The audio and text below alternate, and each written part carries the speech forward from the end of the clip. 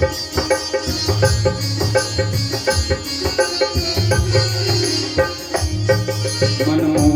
दीन दयाला मेरा साहिब बांसुरी वाला।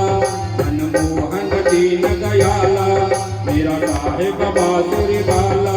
मेरा साहिब बांसुरी वाला। मेरा साहिब बांसुरी वाला। मेरा साहिब बांसुरी वाला।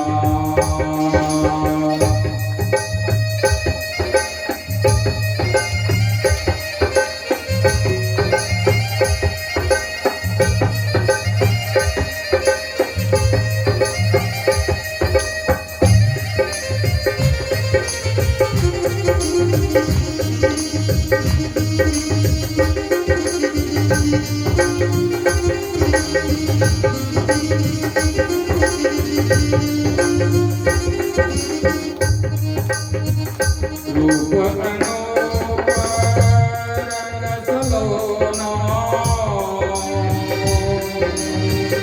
रूप अनूप रंग सलोना। हाथ में बंसी गल में माला। हाथ में बंसी गल में माला। कोई देखे किस्मत वाला मेरा साहिब बांसुरी वाला। कोई देखे किस्मत वाला मेरा साहिब बांसुरी वाला। मेरा साहिब बांसुरी वाला। मेरा साहिब बांसुरी वाला। मेरा साहिब बांसुरी वाला। मेरा साहिब बांसुरी वाला।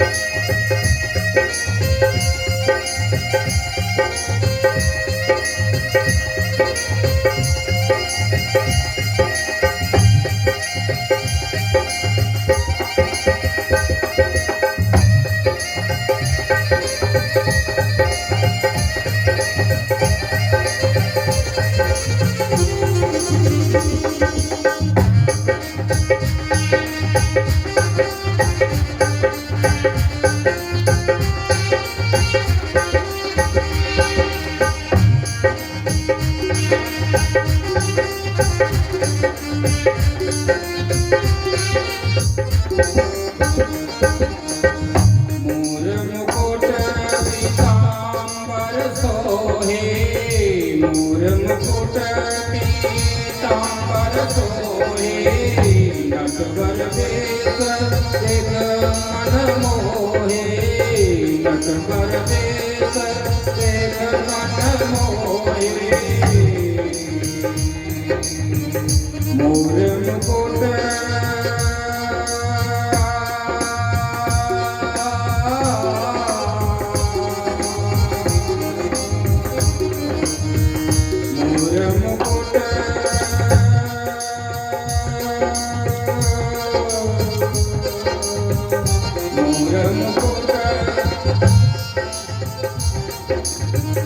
नटवर वेश देख मन मोहे।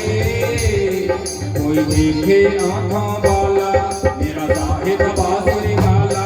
मेरा साहिब बांसुरी वाला। मेरा साहिब बांसुरी वाला। मेरा साहिब बांसुरी वाला। मेरा साहिब बांसुरी वाला।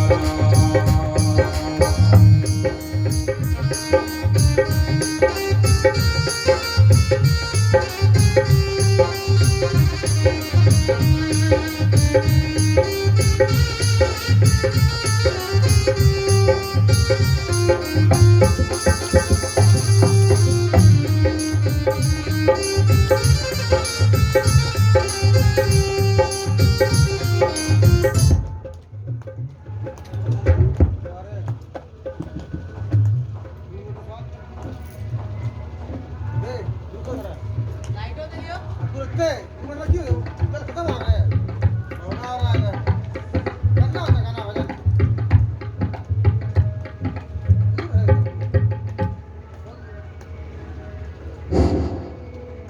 उसके नौबत अनहद बाजे उनके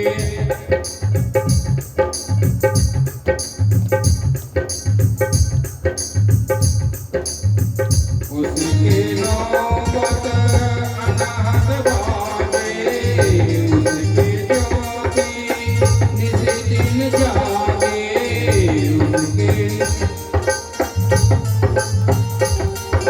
सामन जादू डाला क्या सामन जादू डाला मेरा साहिब बांसुरी वाला मेरा साहिब बांसुरी वाला मेरा साहिब बांसुरी वाला मेरा साहिब बांसुरी वाला मनमोहन दीन दयाला मेरा साहिब बांसुरी वाला मनमोहन दीन दयाला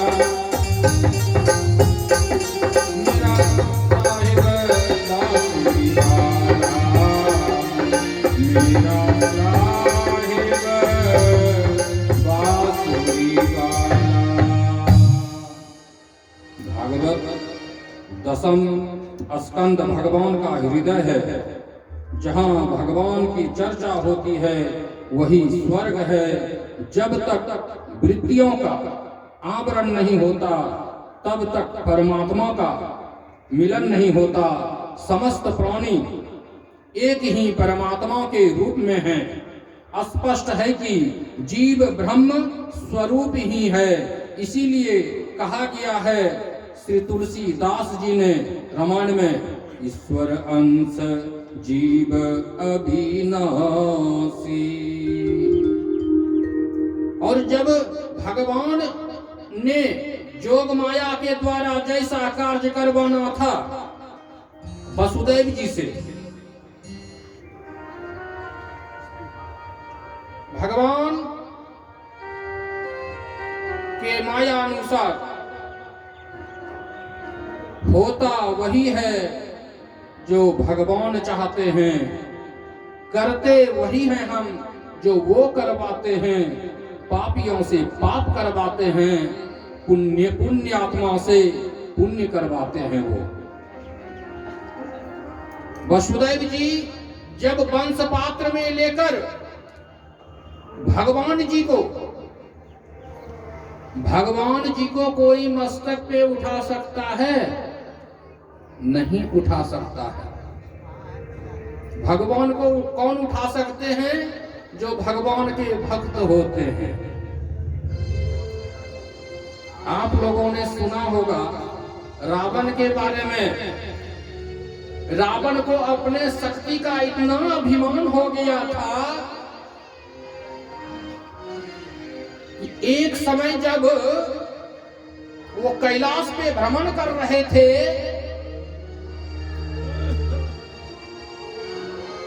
तो वे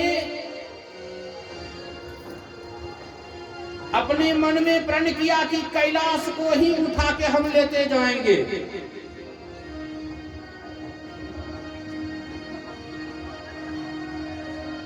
भगवान जब आप हम कोई भी उनको भजते हैं, उनको तपते हैं, उनको साधते हैं तो क्या करते हैं? वो इच्छित वर दे देते हैं हम लोगों को।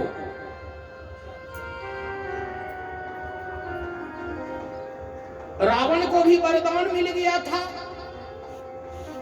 तो रावण ने सोचा कि एकदम लंका में कैलाश समेत ले चलता हूं।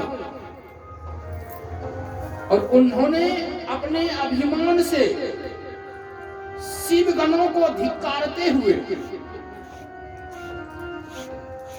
कैलाश को अपनी शक्ति से उठाने लगा। और जब उठाने लगे तो कहते हैं ना कि कोई भी वस्तु अगर हम लोग हाथ में लेकर माथे पे लेना सोचेंगे तो क्या होगा, वह हिलेगा कि नहीं हिलेगा। और कैलाश पे कौन रहते हैं, भोलेनाथ, माता सती के पार्वती के साथ, अपने गण अनुचरों के साथ। तो गण अनुचर जो है घबरा जाते हैं। जब घबरा जाते हैं तो भोलेनाथ कहते हैं जरा ठहरो, रुको।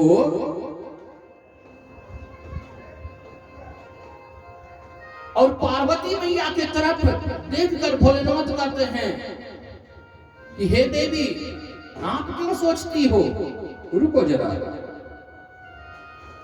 और क्या करते हैं भोलेनाथ, अपने पैर को, भोलेनाथ हर वक्त आसन में लीन रहते हैं, याद रखिए। जैसे हम अभी बैठे हुए हैं ना, इसी तरह बैठे रहते हैं वो। तो उन्होंने अपना पांव उतार दिया, एक पांव से उतार दिया और पर्वत पर रख दिया और पैर के अंगूठे से जरा दबा दिया। जब दबा दिया तो रावण उस ताप से छटपटाने लगा। और जब छटपटाने लगा तो उनका अभिमान चूर हो गया, क्योंकि उनका हाथ कोई काम नहीं कर रहा था। दर्द के मारे वो भोलेनाथ को पुकारते हैं, सत्यम शिवम सुंदरम।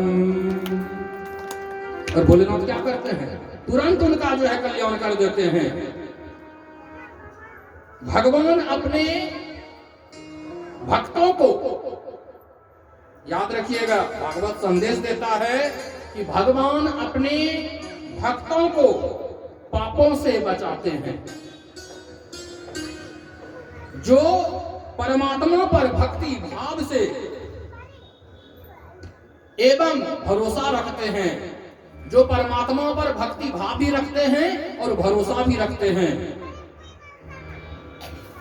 और जब भगवान को लेकर मस्तक पर चल पड़ते हैं तो वहां जो कंस के जितने भी द्वारपाल थे बंदी खाने में, वे अपने आप मूर्छित होकर गिर पड़ते हैं। दरवाजे खुल जाते हैं और जोरों का आंधी तूफान, मेघ गरजते हैं, बादल गरजते हैं, मूसलाधार बारिश हो जाता है। जब मार्ग में चल पड़ते हैं तो क्या मिलते हैं, मार्ग में क्या मिलते हैं, जमुना जी का नदी। और जब जमुना नदी पार करने लगते हैं, वह जमुना जो थोड़ा जल के लिए भी तरसती रहती है, और जब वर्षा पड़ेगा तो देखते हैं ना कि हम लोगों का रोड पे भी पानी बहने लगता है। तो भगवान का चरण स्पर्श करने के लिए जमुना उफान करने लगती है जल से। और भगवान के बड़े भाई, देखिए रामावतार में वही शेषनाग के अवतार लक्ष्मण जी ने भगवान श्री रामचंद्र जी का सेवा किया था। जब वनवास में थे तो लक्ष्मण जी ने एक पल भी नहीं गिराया था। भाई हो तो कैसा, लक्ष्मण जैसा। जोरदार ताली हो जाना चाहिए भाई के लिए। और भागवत कहता है कि भाई से बड़ा कोई हितैषी नहीं है और भाई से बड़ा कोई दुश्मन नहीं है। जान जाइए, भाई से बड़ा कोई हितैषी नहीं, भाई से बड़ा कोई दुश्मन भी नहीं। तो शेषनाग जी सोचते हैं ये तो मेरे छोटे भाई को बड़ा दिक्कत हो रहा है। और उन्होंने क्या किया था, अपने सातों फन उस बांस के जो बने हुए थे उस पे इस तरह सवार हो जाते हैं, घनघोर बारिश होता है, लेकिन एक बूंद भी हमारे ठाकुर जी के ऊपर पे जल नहीं गिरते हैं। अगले जन्म में छोटा बन के सेवा किए थे, इस जन्म में बड़े होके छोटे का अभिवादन प्राप्त करते हैं। और जमुना मैया जब उफान पे, तो वसुदेव जी का जल यहां तक आ जाता है, यहां तक। आदमी परेशान कब होता है पता है? जब नाक पर आ जाए। तो वो भगवान को स्मरण करते हुए जा रहे हैं। भगवान जी ने क्या किया? जमुना जी भी स्मरण कर रही है, प्रार्थना कर रही है वहां पे। भगवान वसुदेव जी भी प्रार्थना कर रहे हैं, और भगवान जी का अही आज्ञा है। तो भगवान जी क्या करते हैं? अपने चरण को उस वंश पात्र से नीचे गिरा देते हैं, नीचे लुढ़का देते हैं, नीचे कर देते हैं अपने चरण पादुका को। और जमुना मैया जैसे ही उनके पैर को स्पर्श करते हैं, जमुना मैया धीरे धीरे कम हो जाती हैं। जब कम हो जाती हैं, वसुदेव जी निरंतर, भक्त का काम है निरंतर भक्ति करते रहना। ये नहीं आज 108 बार हनुमान चालीसा पाठ कर लिया और अगर उसका कोई फल नहीं मिला तो कोई फल नहीं मिलता है, छोड़ो ना। निरंतर भक्ति भाव करने से जो दिव्य जागृत होता है, उसी से शक्ति प्राप्त होता है। जैसे दीपक आप जलाते हो एक जगह, उसका रोशनी कहां कहां होता है? जहां तक उसका क्षेत्रफल रहता है कि कोई दीवार ना हो या उस दीपक का कोई जगह ना छेदता हो, वहां तक उसका प्रभाव होता है। और भगवान जब पहुंचते हैं कहां? नंद बाबा के गांव में, तो वहां भी क्या हुआ था? पहले सबों ने जाना कि मैया यशोदा को कन्या हुआ, माता यशोदा को कन्या हुआ। और जब वसुदेव जी भगवान के माया से वहां पे पहुंचते हैं और वहां पे उल्टा कारोबार कर देते हैं, भगवान जी को रख देते हैं और उस बच्ची को लेते आते हैं। और जब लेके बंदी खाने में आते हैं, तो बंदी खाने में क्या होता है? प्रवेश करते ही सारे दरवाजे लग जाते हैं, द्वारपाल खड़े हो जाते हैं। वसुदेव और देवकी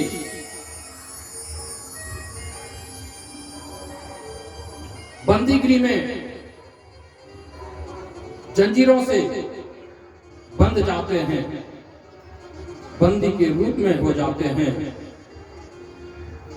और जैसे ही बच्चे रोने की आवाज को सुनते हैं, बच्चे रोने की आवाज को सुनते हैं,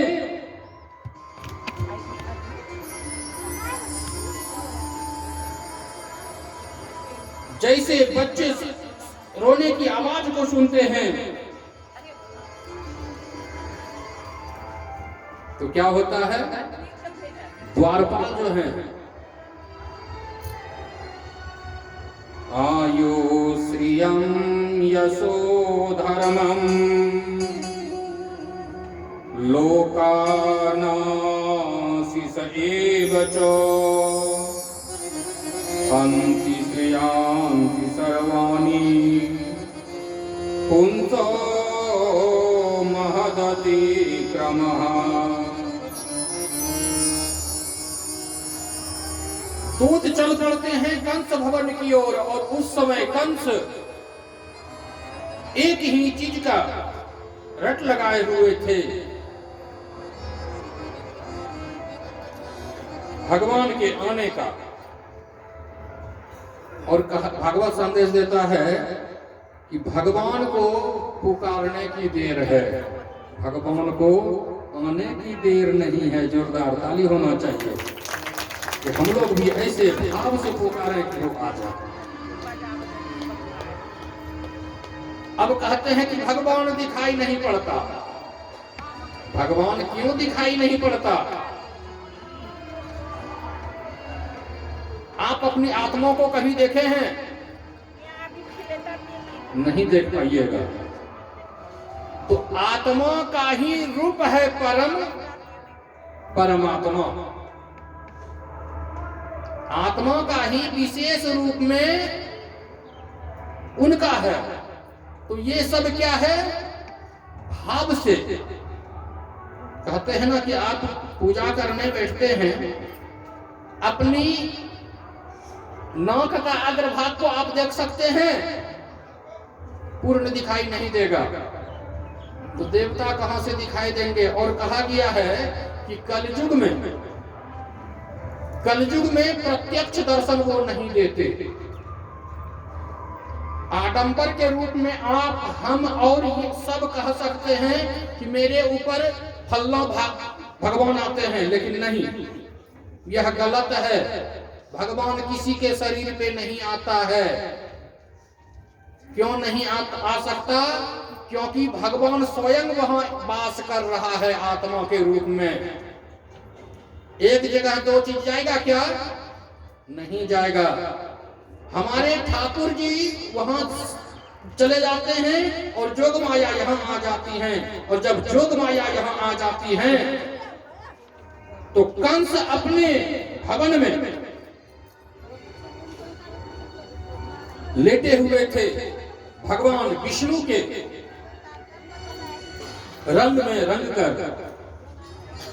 तेरी रंग में रंगा हर जमाना मिले, तेरे रंग में रंगा हर जमाना मिले, मैं जहाँ भी रहूं बरसाना मिले, मैं जहाँ भी रहूं बरसाना मिले, सारे जग में तेरा ही तो एक नूर है, सारे जग में तेरा ही तो एक नूर है, मेरा कान्हा भी तुझसे ही मशहूर है, मेरा कान्हा तुझसे ही मशहूर है, बदकिस्मत है वो जो तुझसे दूर है, तुझसे दूर है, हाँ तुझसे दूर है, तेरा नाम का हर बसताना मिले, तेरा नाम का हर बसताना मिले, मैं जहाँ भी रहूं बरसाना मिले, मैं जहाँ भी रहूं बरसाना मिले।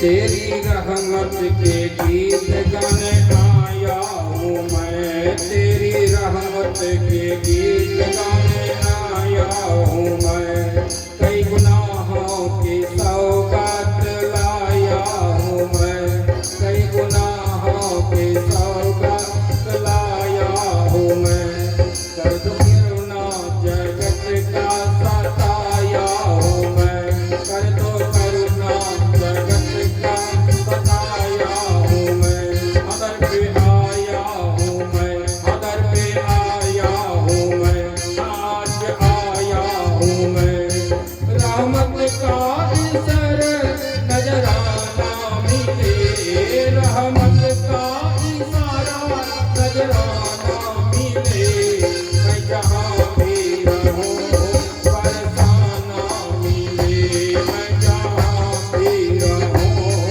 बरसाना मिले।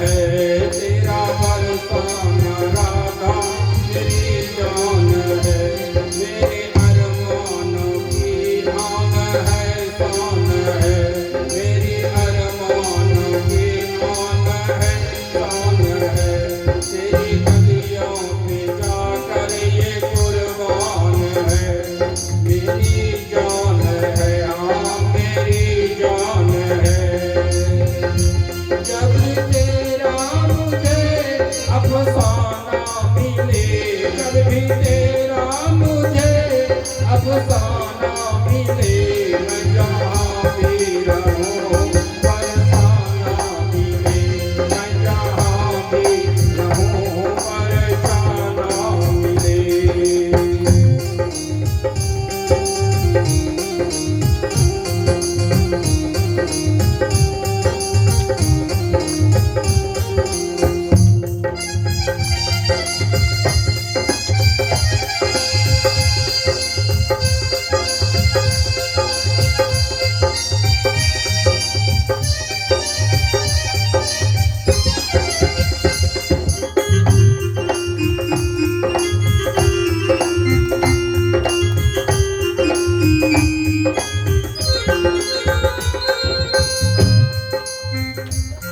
और जैसे ही कंस सुनते हैं,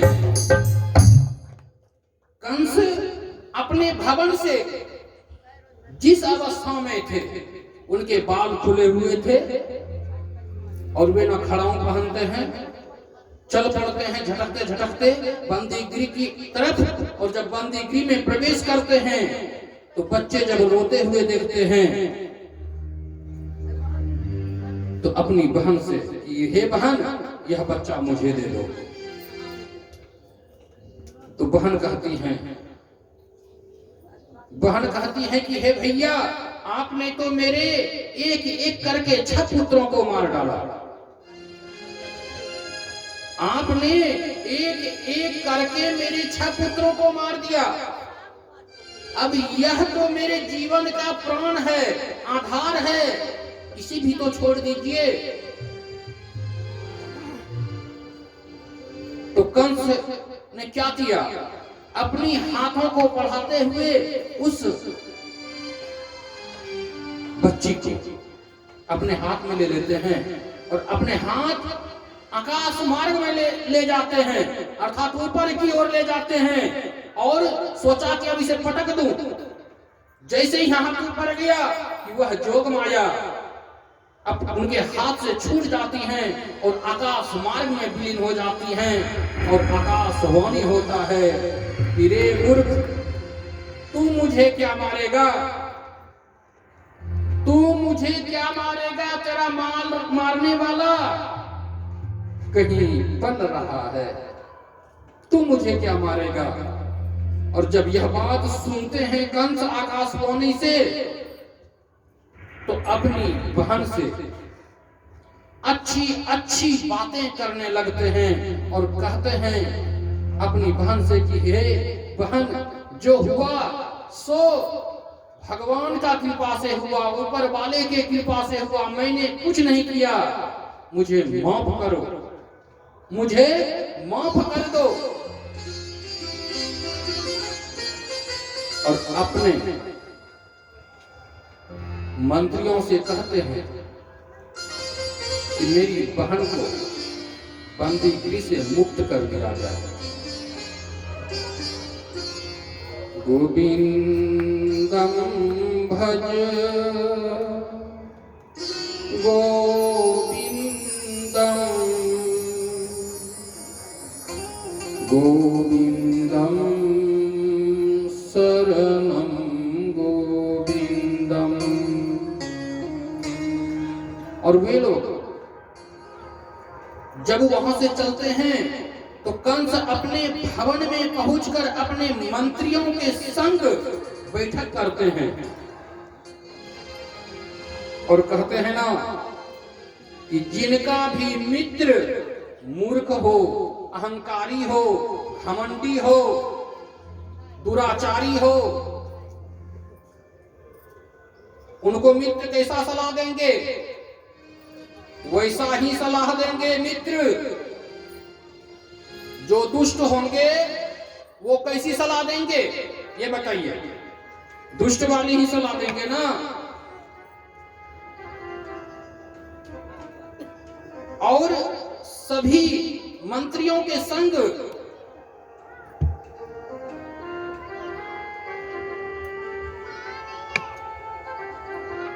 एक चोर था। चलिए कथा की ओर चलते हैं, भागवत ज्ञान की तरफ।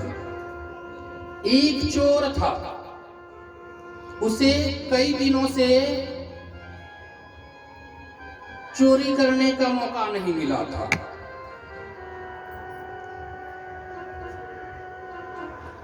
वह बेचारा 1-2 दिनों से भूखे थे। तो उन्होंने क्या किया कि उसी जगह एक साधु का आश्रम था। जब साधु का आश्रम था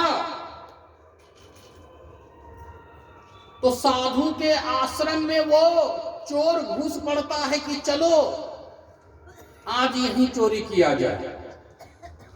तो कहते हैं कि कोई भी आश्रम रहे, वहां कुछ मिले या ना मिले, मुट्ठी तो मुट्ठी अन्न का तो कुछ मिलेगा कि नहीं मिलेगा, खाने के लिए तो कुछ जरूर मिलेगा, देखा जाएगा उसके आगे। और जैसे ही साधु के यहां चोर प्रवेश करता है तो साधु महाराज उधर से लघु शंका के लिए निकल रहे थे। चोर और साधु का दोनों का आमना सामना हो जाता है, और जब आमना सामना हो जाता है और साधु बाबा भी उसे पहचानते थे। साधु बाबा उनको पहचानते थे। साधु बाबा उनको देखकर कहते हैं, ये नहीं जानते थे साधु बाबा कि ये चोर है। साधु बाबा ये नहीं जानते थे कि ये चोर है, लेकिन उनको कई बार देखा था उस क्षेत्र में, तो इसलिए पहचान गए और बोले क्या बात है, कुछ कार्य है क्या। अब चोर मन में सोचते कि हम चोरी करने आए हैं और ये साधु बाबा इस तरह से बोल रहे हैं। तो साधु बाबा के कहने पर वह चोर कहते हैं कि हे बाबा, मुझे भयंकर भूख लगा है, चोरों का भूख लगा है, विशेष भूख लगा है, 2-4 दिन से नहीं खाया हूं मैं।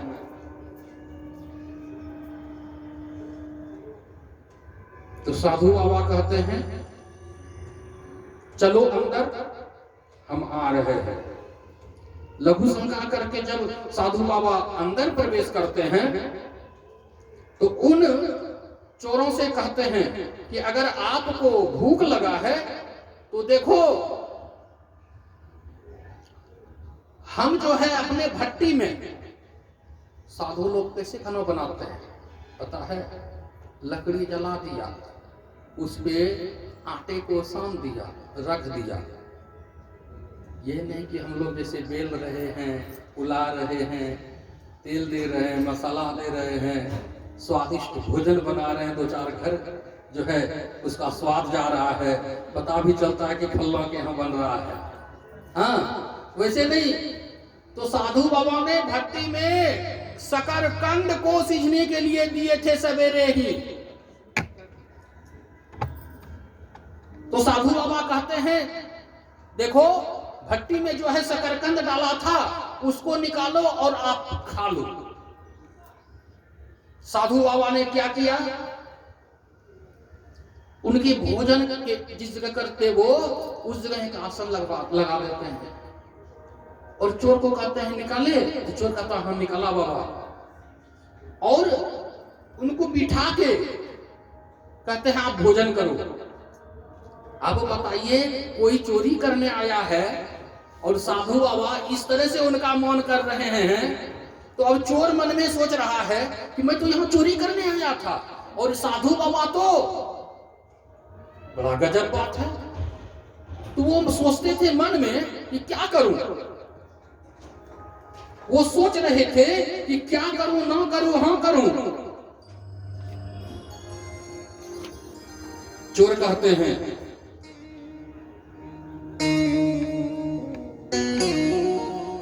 तेरी नाम की ओढ़ चुनरिया, मैं तो नाचो बीच बाजार में,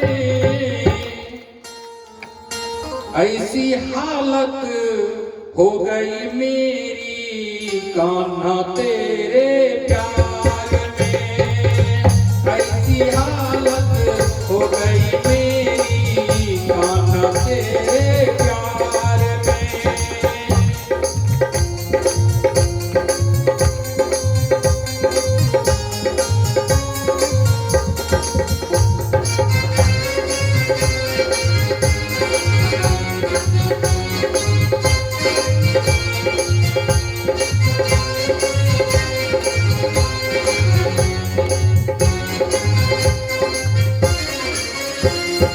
रंग बदलती इस दुनिया में कोई किसी का यार नहीं,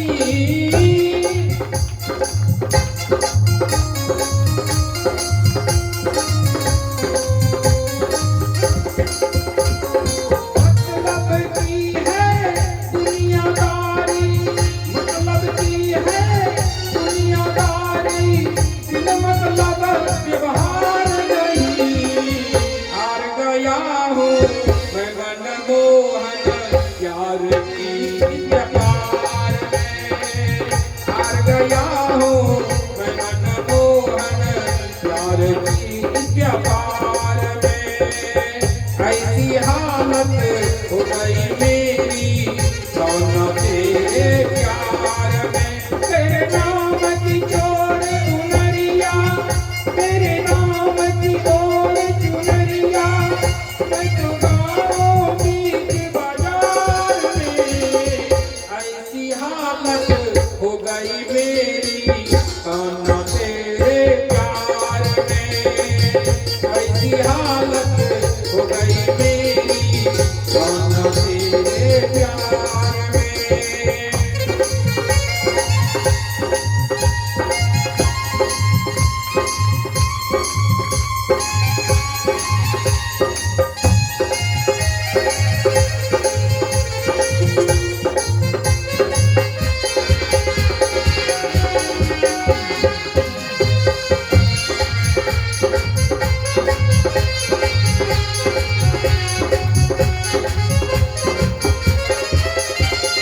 कभी न कोई हाथ दिखावे, कोई गले लगाता है,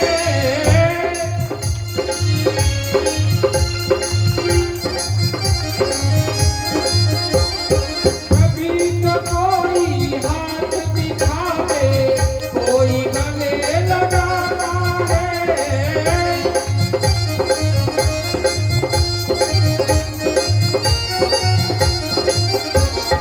मतलब की इस दुनिया में तो, मतलब की इस दुनिया में तो सुख दुख आता जाता है, मतलब की इस दुनिया में तो सुख दुख आता जाता है। धूप छाँव पड़ पड़ कर मिलती, सुख दुख आता जाता है। किसकी तुमको खुशी नहीं है, किसकी तुमको खुशी नहीं है, रंग नहीं है हार में। ऐसी हालत हो गई मेरी कान्हा तेरे प्यार में, ऐसी हालत हो गई मेरी कान्हा तेरे प्यार में। तेरे नाम की, तेरे नाम की ओर चुनरिया, मैं तो नाचूं बीच बाजार में। किनको लगता है, किनको लगता है कि सिकंदरपुर में जरा हम इसे दिन बुला लें, क्योंकि ये भी वृंदावन है। अपने अपने हाथ उठाइए, अपने अपने हाथ उठाइए ऐसे। तेरे नाम की ओर चुनरिया, तेरे नाम की ओर चुनरिया, मैं तो नाचूं बीच बाजार में। ऐसी हालत हो गई मेरी कान्हा तेरे प्यार में, ऐसी हालत हो गई मेरी कान्हा तेरे प्यार में।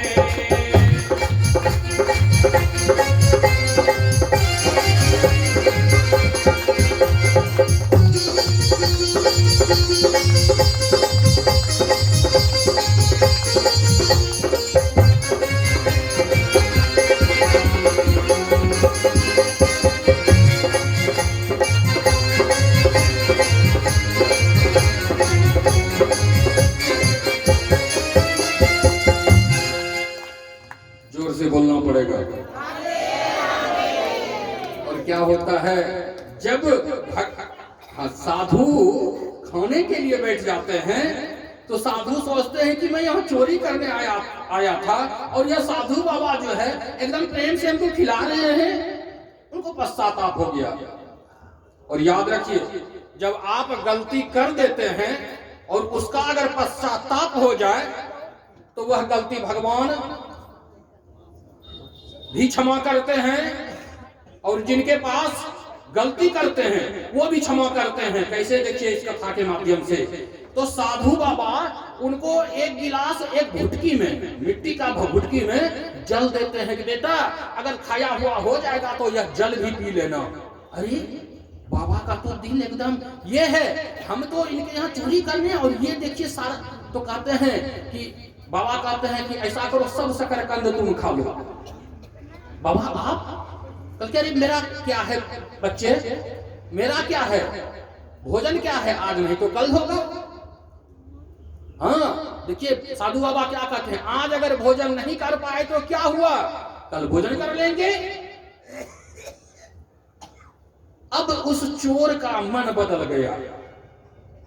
जब चोर का मन बदल गया तो वह सोच रहे थे कि हम साधु बाबा से अब क्षमा कैसे मांग लें।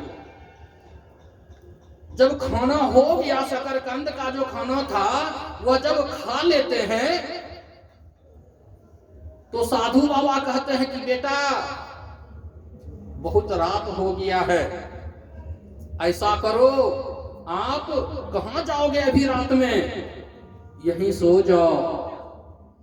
और एक चटाई निकाल के देते हैं और कहते हैं बेटा इसी पे आप सो जाओ, हम बगल में सो जाते हैं, आप भी सो जाओ।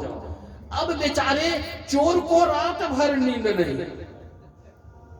कहते हैं ना कि अनजाने जगह में जब आप सोते हैं तो आपको नींद नहीं आता है, लेट सवेर आ जाता है। लेकिन उस चोर के मन में यह बात सता रहा था कि सवेरे जैसे होगा तो हम साधु बाबा से क्षमा मांगेंगे। साधु बाबा सो जाते हैं लेकिन वह चोर नहीं सो पाते हैं बेचारे। सवेरे होता है, साधु बाबा उठ के बैठ जाते हैं और जपने लगते हैं अपने प्रभु को, राम राम कृष्ण कृष्ण शिव जी, जो उनका इष्ट थे वो बैठ के जपने लगते हैं। तो चोर उठा।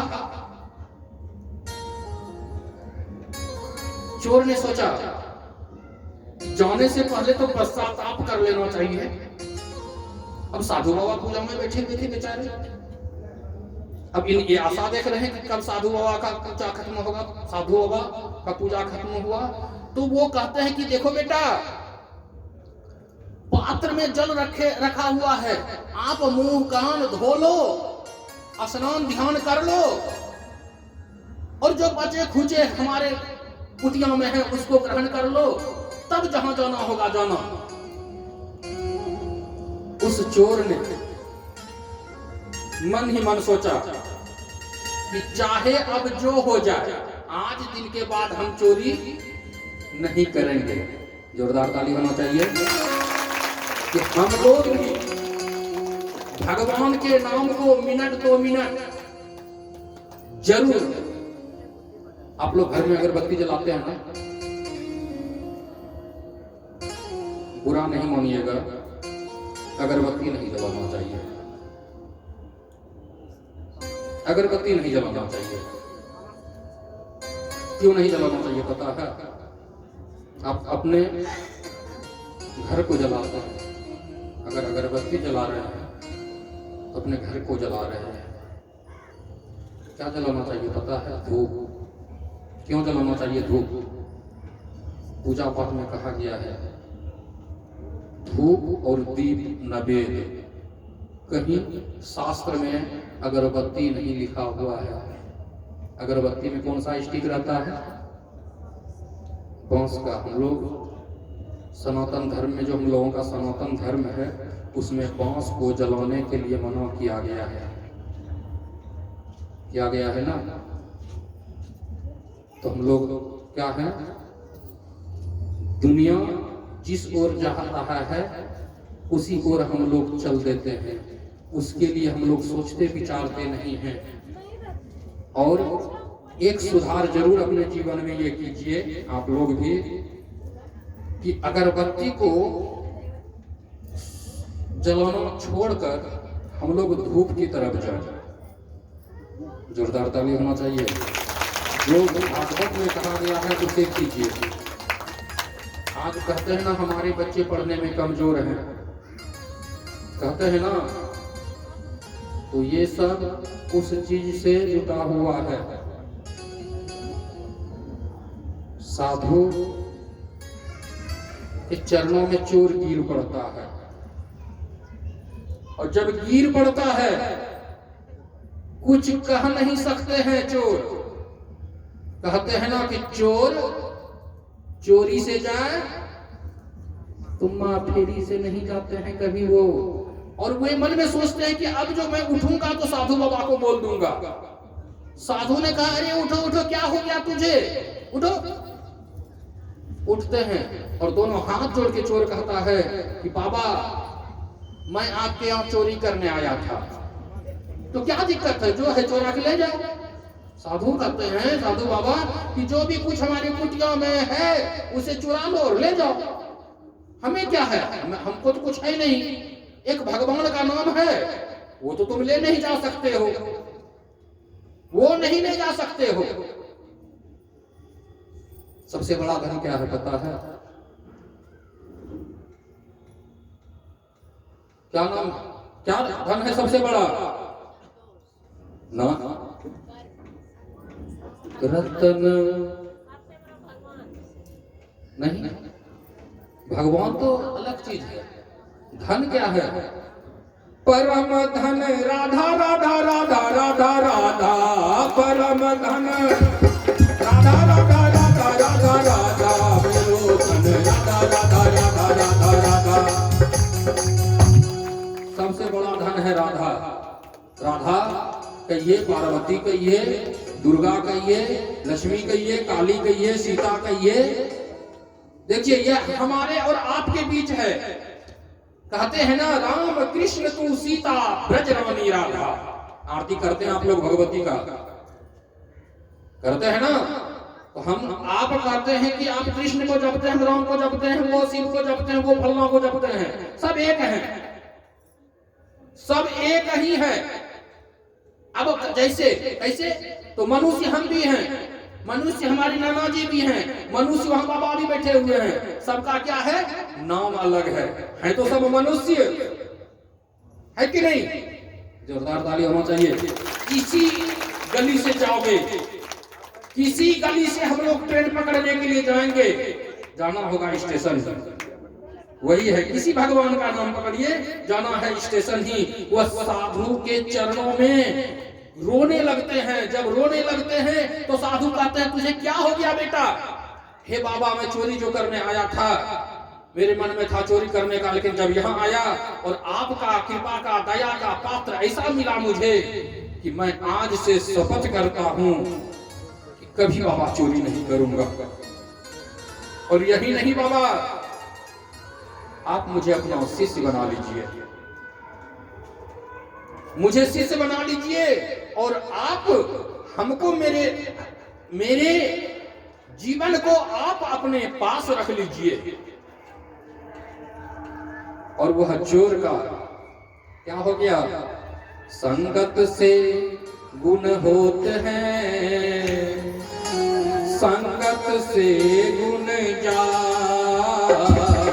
संगत से गुण होते हैं, संगत से गुण जा।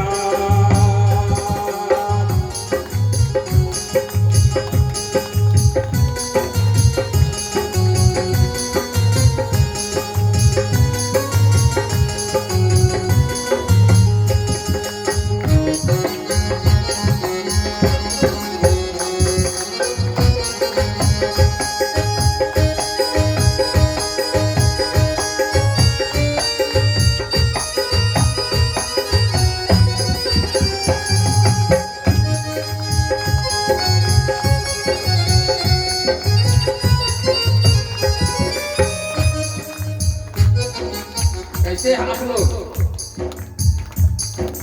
भागवत भी आते हैं, कैसे आप लोग उड़ उड़ के आते हैं?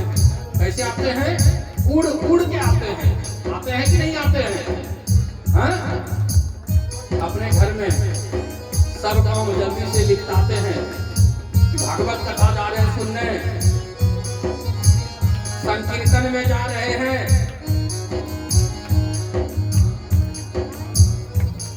स्त्रियों का यह जो चरण कमल है ना, कहां जाने के लिए जल्दी जल्दी उठता है पता है? नहीं पता नहीं है, मैं भी बता दूं। जब आप अपने ससुराल से मायके की ओर चलना होता है, चाहे आप रिक्शा नहीं मिल रहा है तो क्या करते हैं, दूर चलो ना, थोड़ा दूर तो है ही, हाँ आगे जो मिलेगा ले लेंगे। और जब धीरे धीरे चलते हैं, धीरे धीरे नहीं चलते हैं, अगर किसी के पास बैग भारी भी है आपके साथ हो जा रहा है, चलियो ना जल्दी, देखते क्या हो। हाँ? और जब आपको घर से मायके से ससुराल आना होता है, ट्रेन कितने बजे है? 2:30 बजे। अच्छा 2 बजे निकलेंगे ना, मन में रहता है कि ट्रेन आज का छूट जाए तो बढ़िया रहे। हाँ, ट्रेन अगर छूट जाए तो वो बढ़िया रहे। मेरा मन पंछिए बोले हो, मेरा मन पंछिए बोले, उड़ वृंदावन जाऊं, ब्रज की लता पता में मैं राधे राधे गाऊं, मैं राधे राधे गाऊं, मैं श्यामा श्यामा गाऊं, मैं राधे राधे गाऊं, मैं श्यामा श्यामा गाऊं।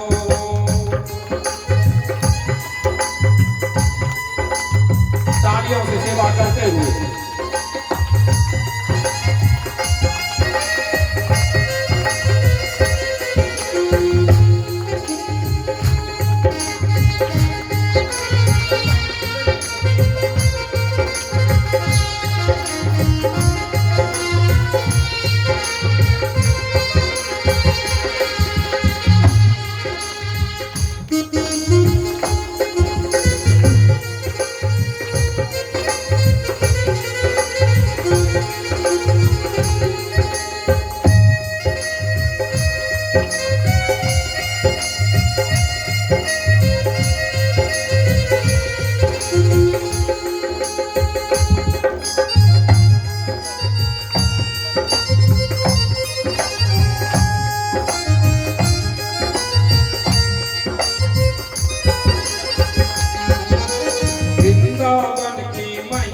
प्यारे कोई ना जाने, प्रेम नगरिया मनमोहन की प्रेमी पहचाने।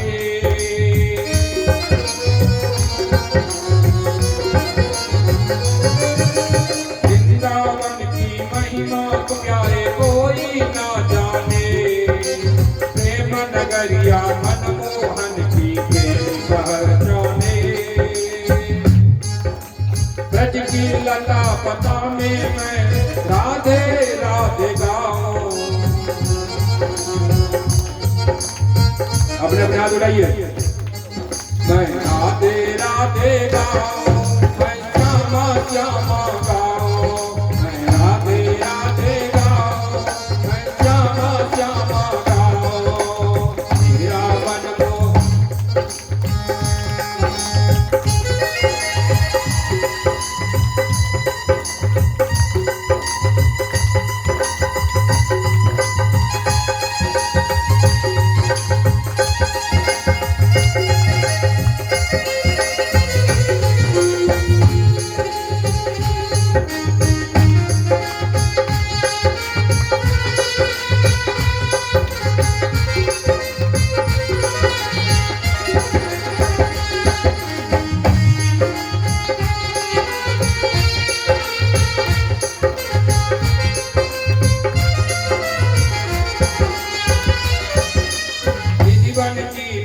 जहाँ कन्हैया रास रचाते हैं।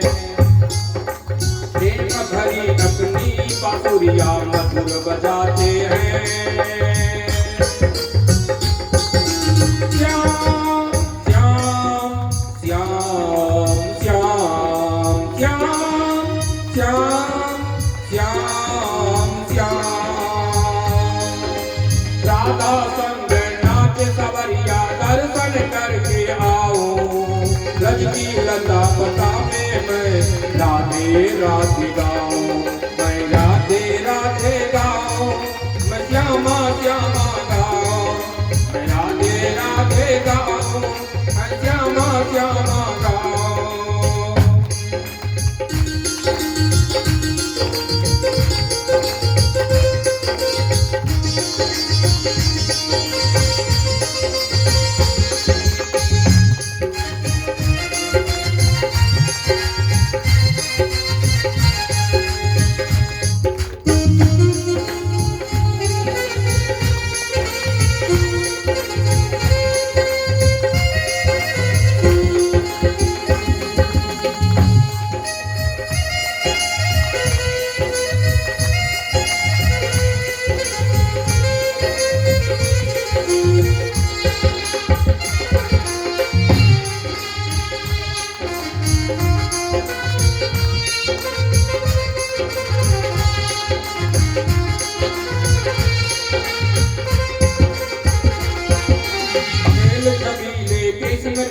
तेरी याद सताती है।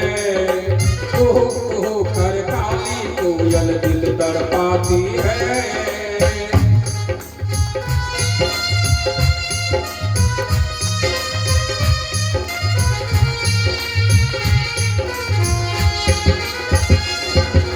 खेल छबीले कृष्ण पिया तेरी याद सताती है।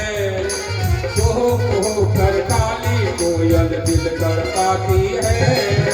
श्याम श्याम श्याम श्याम राधे राधे। छीन लिया सब तूने मेरा प्यार कहाँ अब जाऊं। ब्रज की लता पता में मैं राधे राधे गाऊं। मैं राधे राधे गाऊं। मैं श्यामा श्यामा गाऊं। मैं राधे राधे गाऊं। मैं श्यामा श्यामा गाऊं। राधे राधे गाऊं। मैं श्यामा श्यामा गाऊं। मैं राधे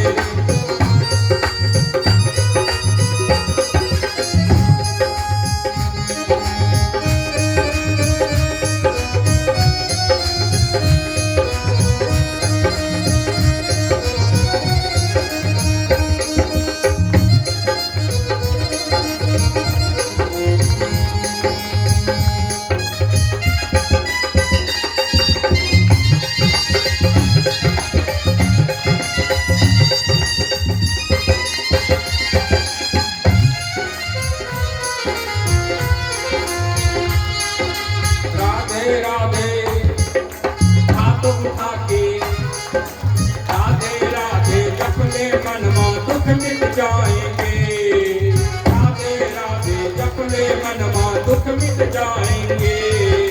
राधा राधा सुनकर कान्हा दौड़े आएंगे। श्याम श्याम श्याम श्याम श्याम श्याम श्याम श्याम। प्यारे राधा रमन तुम्हारे चरणों में रम जाओ। ब्रज की लता पता में मैं राधे राधे गाऊं। मैं राधे राधे गाऊं। मैं श्यामा श्यामा गाऊं। मैं राधे राधे गाऊं। मैं श्यामा श्यामा गाऊं।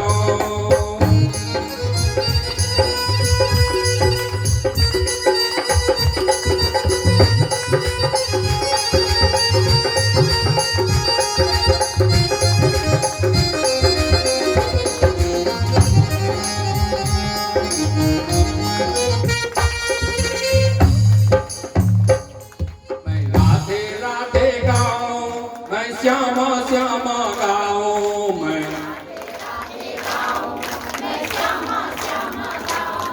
मैं राधे राधे गाऊं। मैं श्यामा श्यामा गाओ मैं राधे।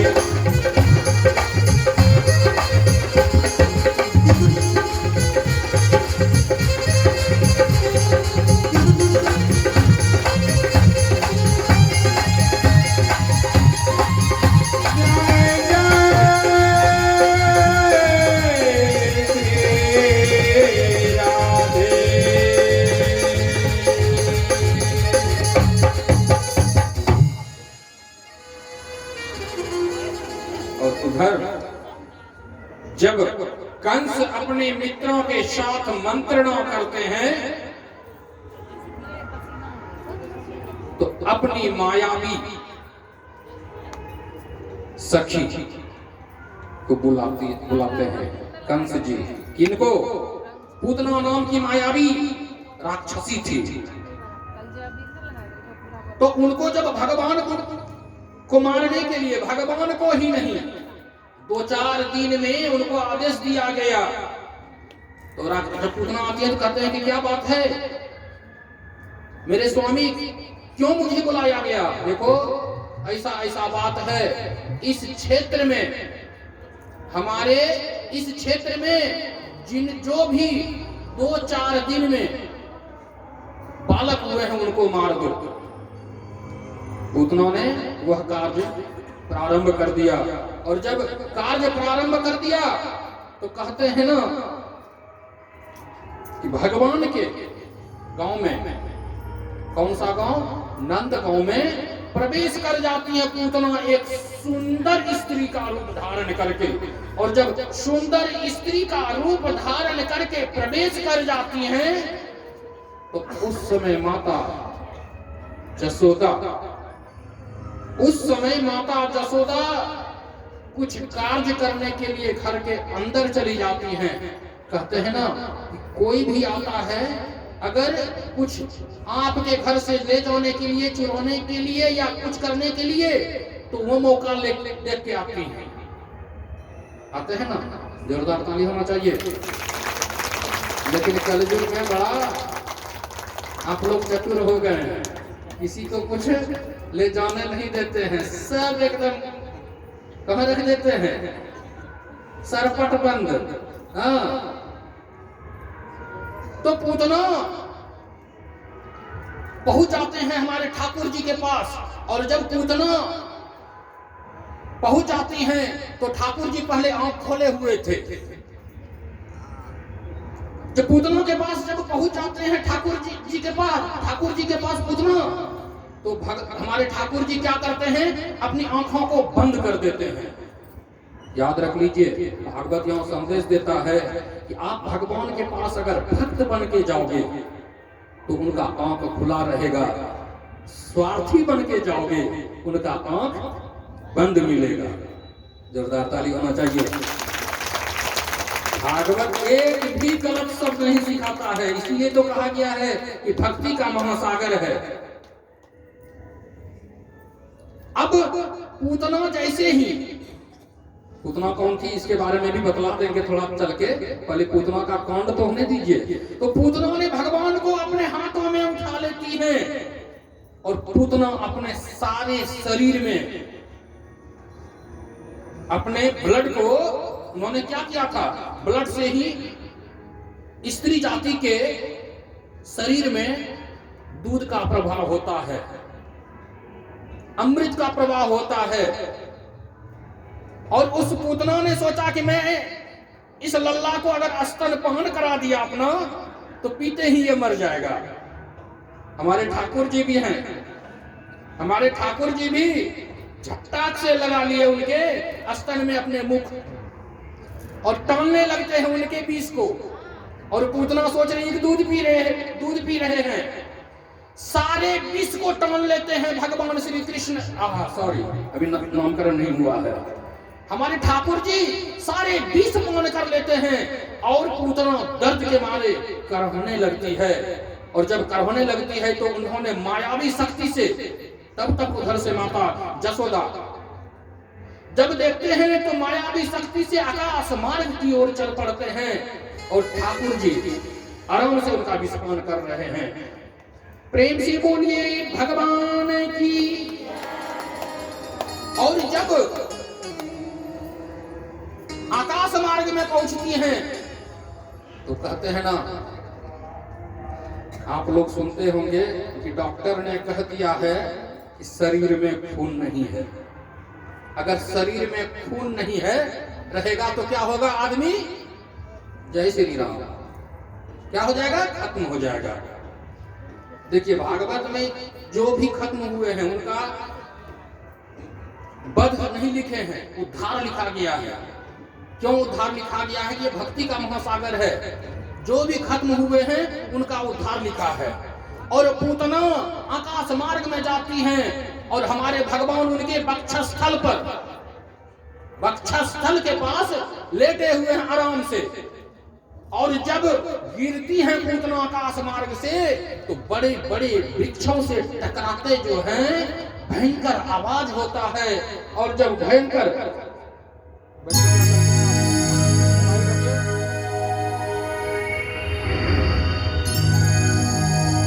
आवाज होता है,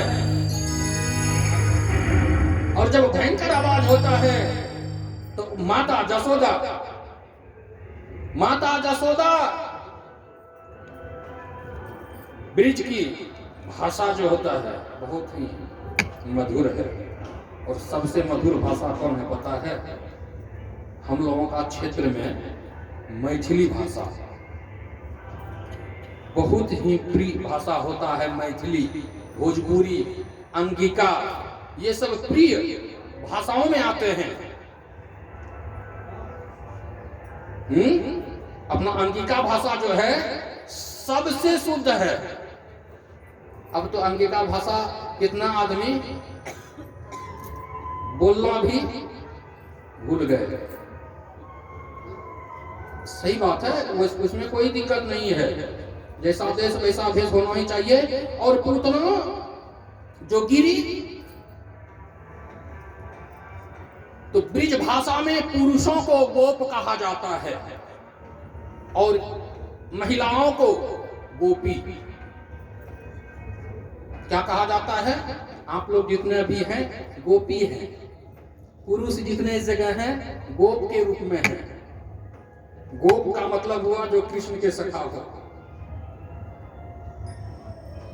गोपी मतलब भगवान कृष्ण के जो प्रेमी हो। तो सभी गोपियों को संग में लेकर जसोदा मैया उस ओर जाती हैं जहां पर पूतना गिरी थी।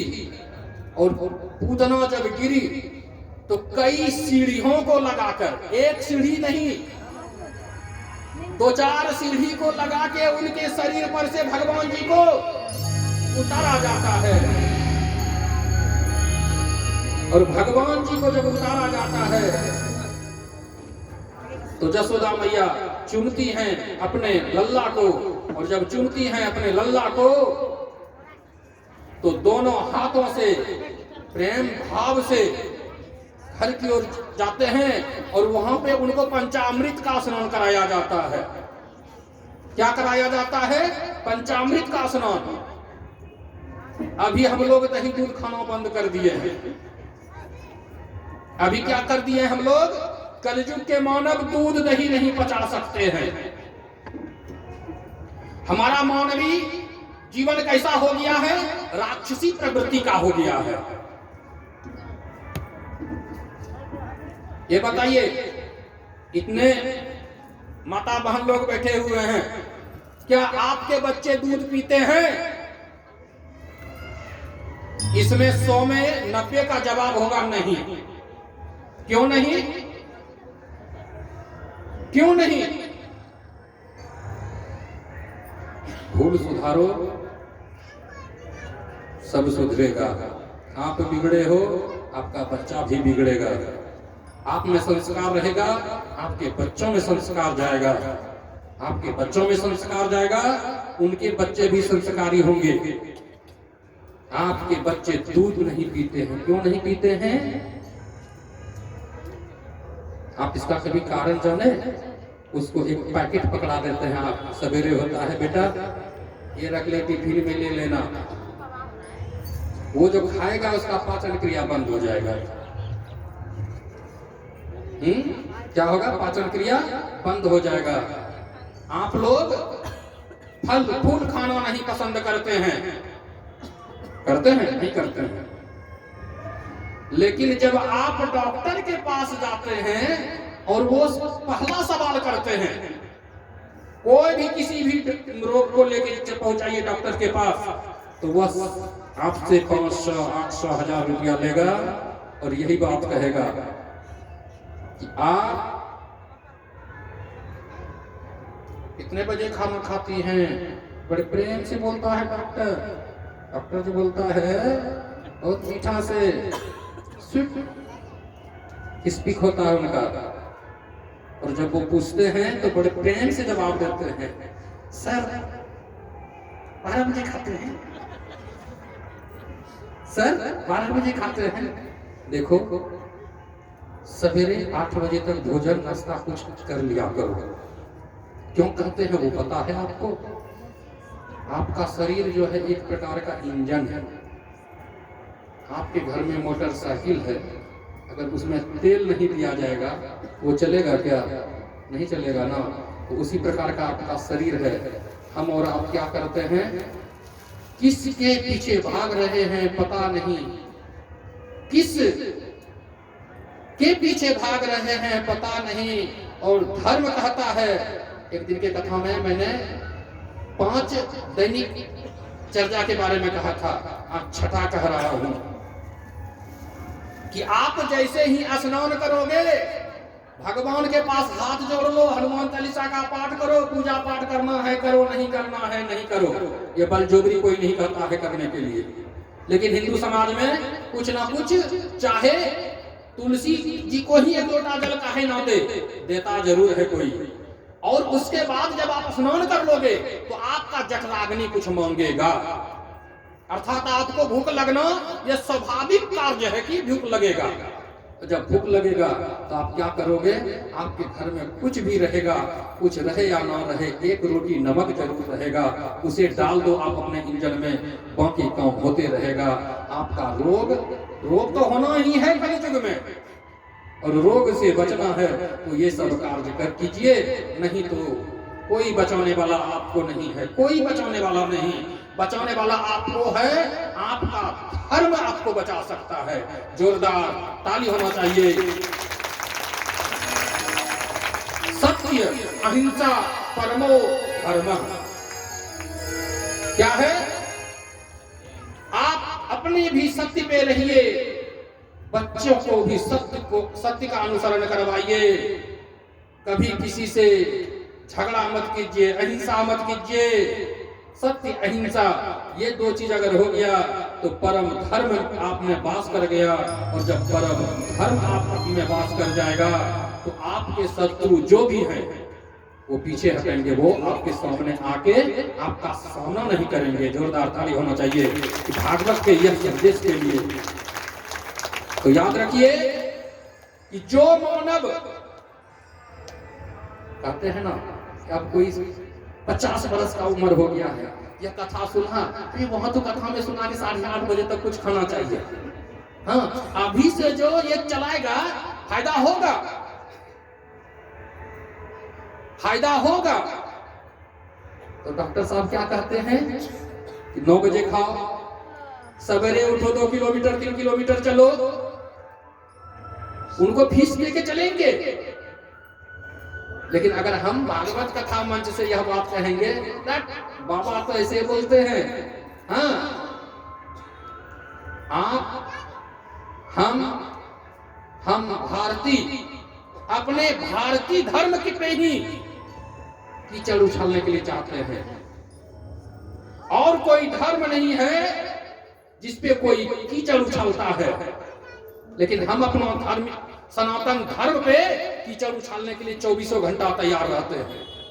जोरदार ताली होना चाहिए। हमारा सनातन से सब सनातन जागा है, और हम अपने सनातन को मार रहे हैं। और पूतना, और यह उस समय की बात है जब एक दिन पहले हमारे नंद बाबा कर चुकाने के लिए मथुरा गए हुए थे, और पूतना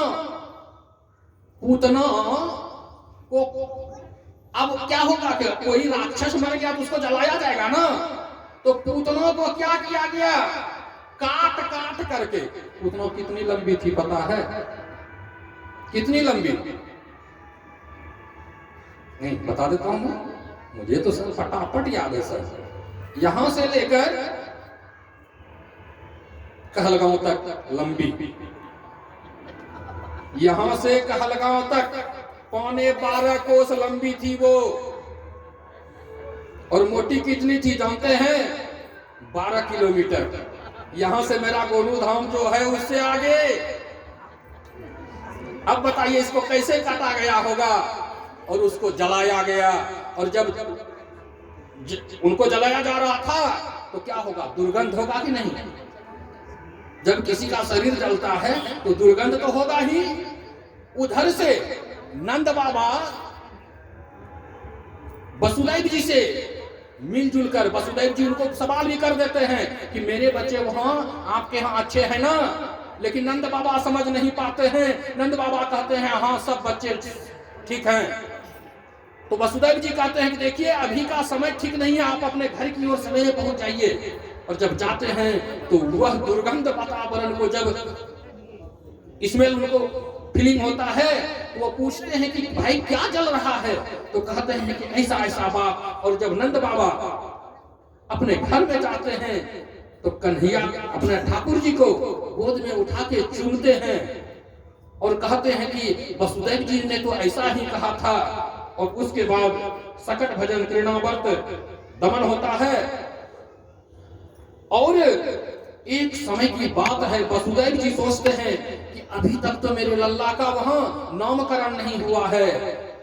तो वसुदेव जी अपने पुरोहित जी को, किनको? पुरोहित जी को, नाम क्या था पता है ना? गर्गाचार्य जी। गर्गाचार्य जी को भेजते हैं कि आप जाइए और मेरे बच्चों का किसी तरह वह नामकरण करके आप आइए, सारा जो है हाल समाचार लेके आप आइए। और गर्गाचार्य जी जब जाते हैं तो हमारे ठाकुर जी बहुत छोटे ही थे। जब छोटे थे तो कहते हैं कि जाते हैं तो उनका आतिथ्य सत्कार करते हैं। क्या करते हैं? नंद बाबा आतिथ्य सत्कार करते हैं। जल का पात्र से उनका पैर धुलवाते हैं। ये सिस्टम आप लोगों को याद होगा कि जब कोई कहीं से आता था तो 1 लोटा जल दिया जाता था उनको पैर धोने के लिए। क्यों? कि आपके यहाँ जो आए हैं वह जल से पैर धोने पर क्या होता है, आधा थकान दूर हो जाता है। और यह जो कोरोना निकला है, इस कोरोना ने कुछ संस्कृति को जगाया है। कोई जो है जूता पहन के घर के अंदर नहीं जाता था कोरोना काल में। जाता था किसी के घर में, अपने घर में पति भी, आपके बच्चे भी कहते थे जूते बाहर खोलो, क्यों? कोरोना घुस जाएगा। तो डर अगर जहां होता है वहां सब सही होता है। आप लोगों के मन से कलयुग जो है ना, कलयुग घुस गया है।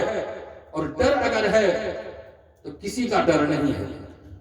हाँ, लेकिन याद रखिए 100 वर्ष में आपको सचेत करने के लिए दैविक प्रकोप होते रहेगा। 100 वर्ष पहले भी कुछ निकला हुआ था। इस बार इस जगह तो 100 वर्ष पहले का आदमी नहीं है। हम कहेंगे तो कहिएगा कि क्या निकला था। हम तो सब ग्रहण किए हुए हैं। हाँ, निकला था, भयंकर चीज निकला था। एक एक गांव से लाश ही निकलता था।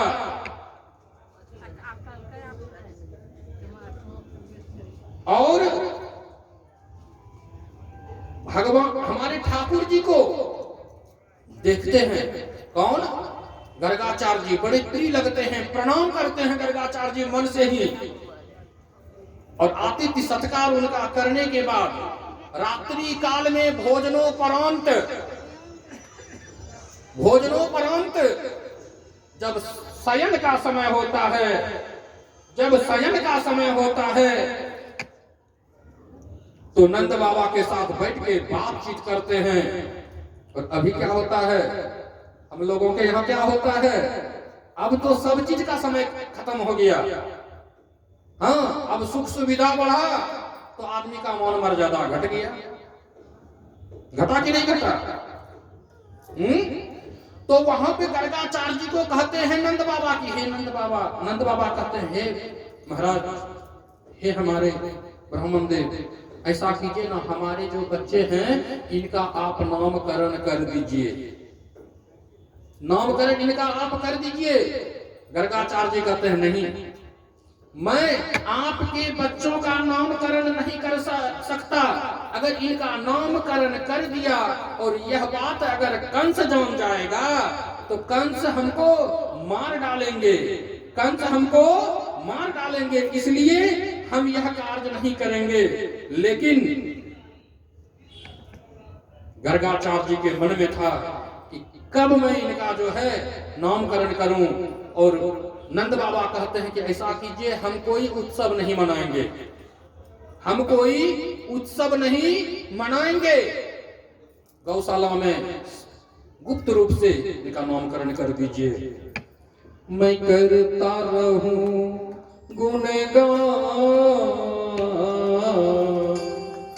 मुझे ऐसा दो वरदान। गर्गाचार्य जी मन में सोचते हैं, वो तो जानते थे कि कोई साधारण बालक नहीं है, ये तो हमारे स्वामी हैं। कहते हैं ना कि जैसे आप लोग कहते हैं ना कि बच्चे का कुंडली बना दीजिए, टीपन बना दीजिए। अभी हम लोग 15-20 वर्ष से ये सब ज्यादा फॉलो करना शुरू किए हैं। 15-20 वर्ष से ये सब फॉलो कर रहे हैं वास्तु। यह 15-20 वर्ष के अंदर हम लोगों में कुछ ऐसा धर्म जगह है जिससे हम सुखी हो रहे हैं। नहीं तो बीच में हम लोग बड़े दुखी थे। जोरदार ताली होना चाहिए। तो कुंडली में सब पता चल जाता है। मैंने कहा था ना कि आप अगले जन्म में क्या थे और अगले जन्म में क्या होगे, इस जन्म में तो हो साक्षात हो। गर्गाचार्य जी के मन में भगवान का गुणगान करते हैं, प्रार्थना करते हैं कि कब यह समय आ जाए, कल जो होगा यह कब जल्दी समय आ जाए। मैं करता रहूं गुणगान, मुझे ऐसा दो वरदान। मैं करता रहूं गुणगान, मुझे ऐसा दो वरदान। तेरा नाम ही लेते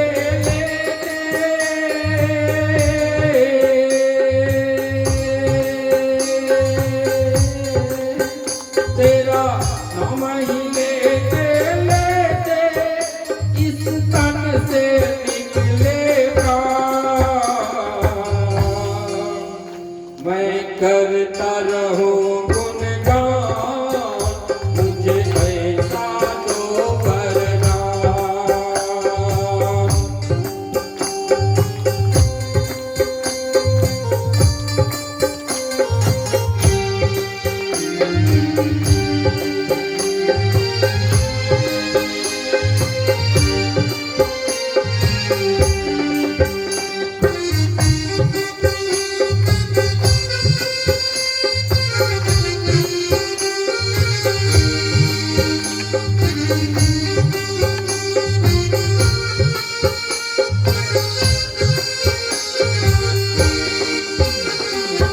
तेरे कृपा से मेरे भगवन मैंने ये नर्तन पाया। तेरे कृपा से मेरे भगवन, तेरे कृपा से मेरे भगवन मैंने ये नर्तन पाया।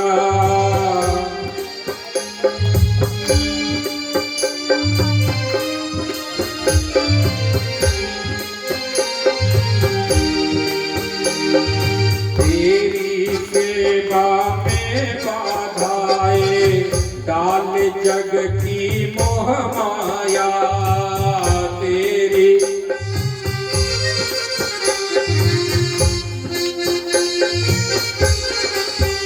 मैं फिर भी अर्ज करता हूँ,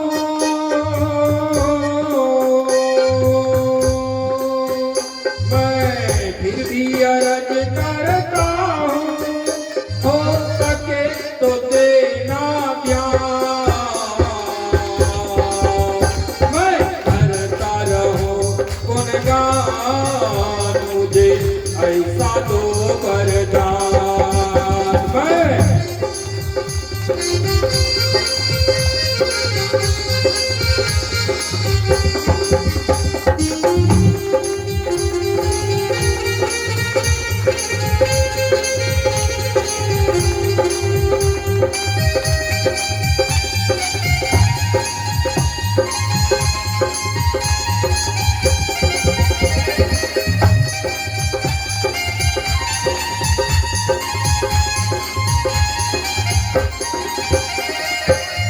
राधा मीरा नरसी जैसी दुख सहने की शक्ति दो।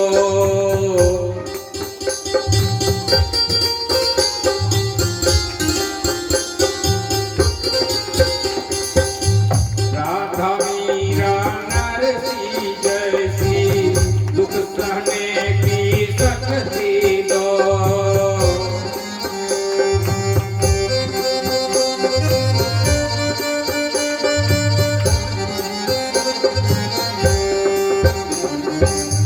विचलित ना हो पथ से भगवन, मुझको ऐसी भक्ति दो।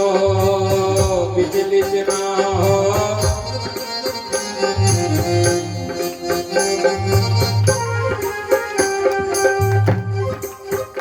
तेरी सेवा में ही हो, तेरे ही सेवा में हो जीवन की हर मैं करता रहूं गुणगान, मुझे ऐसा दो वरदान। मैं करता रहूं गुणगान, मुझे ऐसा दो वरदान। तेरा नाम ही लेके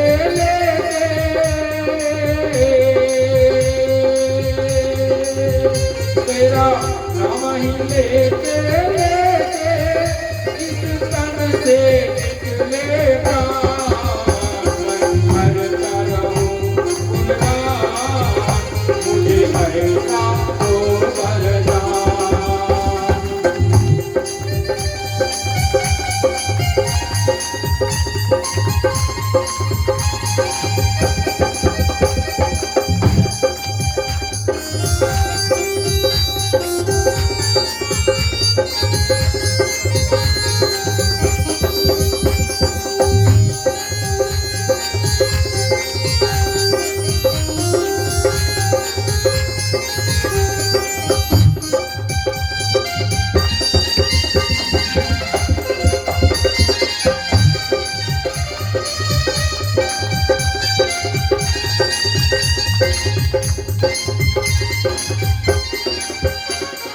क्या मालूम है कौन घड़ी में तेरा बुलावा आ जाए।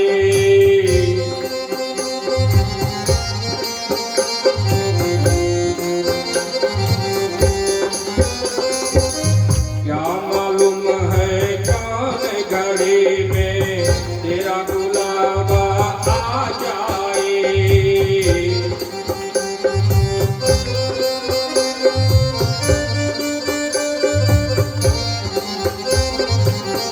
मेरे मन की इच्छा मेरे मन में न रह जाए। मेरे मन की इच्छा मेरे मन ही मन में रह जाए।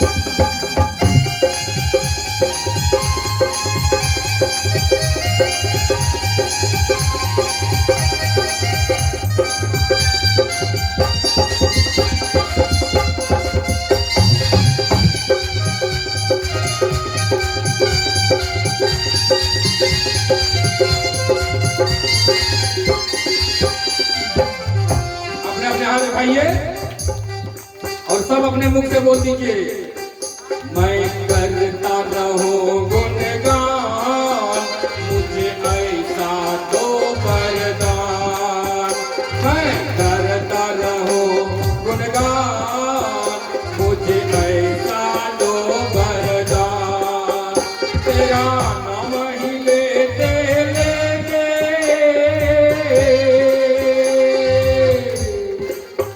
तेरा नाम ही लेते लेते इस तन से निकले प्राण। करता रहूं गुणगान, मुझे ऐसा दो वरदान।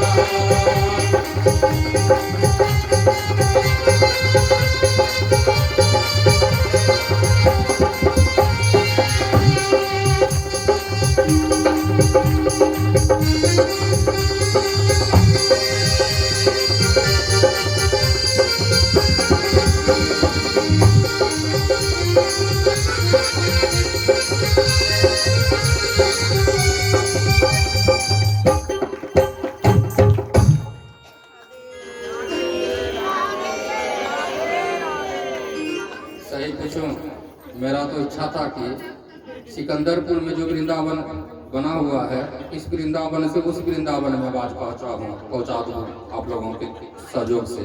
लेकिन हमको लगता है कि इस जगह से रोड पर भी आवाज नहीं जाता है। हाँ? और आज आवाज आप लोगों का कहाँ तक जाना चाहिए पता है? मैं बोल रहा हूँ कहाँ तक जाना चाहिए, बता देता हूँ। ये मुगल सराय पहले नाम था, क्योंकि ट्रेन खुल चुका है ना, कल की ट्रेन राइट से में ट्रेन था कल। और जोर से बोलना पड़ेगा, कोई कंजूसी करके नहीं बोलना होगा। तो सही मुगल सराय में हम लोग आवाज सुने भी। और भागवत संदेश देता है, देखिए संसार में किसी की आशा न रखना ही सबसे बड़ा सुख है। मनुष्य के जीवन में दुख का एक अहम कारण है आशा। आशा किसी से मत रखिए, आप के हाथ क्या लगेगा? निराशा। जोरदार ताली होना चाहिए।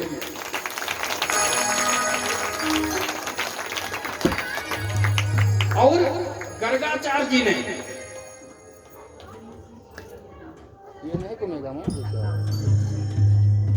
गर्गाचार्य जी ने उनका नामकरण कर दिया। क्या नामकरण कर दिया पता है? बड़े वाले का